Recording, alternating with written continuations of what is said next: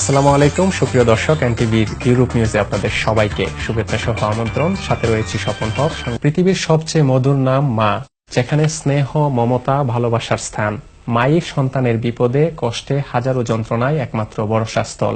সন্তানের কাছে মার চেয়ে আপন আর কিছু নেই। আন্তর্জাতিক মা দিবস উপলক্ষে বার্মিংহামে ইন্টারন্যাশনাল মাদার ফাউন্ডেশনের আয়োজনে যথাযথ মর্যাদায় দিবসটি পালন করা হয়েছে।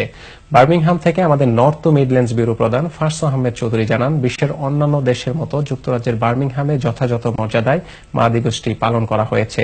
প্রথমবারের মতো এই আয়োজন বার্মিংহাম স্মল হিতের স্থানীয় এক রেস্টুরেন্টে জয়নাল আবেদিনের পরিচালনায়। প্রধান আলোচক হিসেবে উপস্থিত ছিলেন কবি নাসির উদ্দিন হেলাল।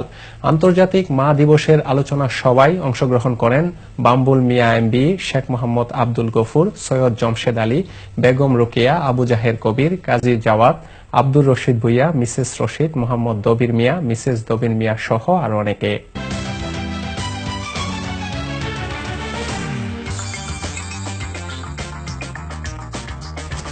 দর্শক, এ ছিল আমাদের হাতে থাকা এনটিভির ইউরোপ নিউজের সর্বশেষ আয়োজন। এই খবরের ভিডিও সহ আপডেট জানতে ভিজিট করুন www.europntv.com। এতক্ষণ সাথে থাকার জন্য সবাইকে ধন্যবাদ। আল্লাহ হাফেজ।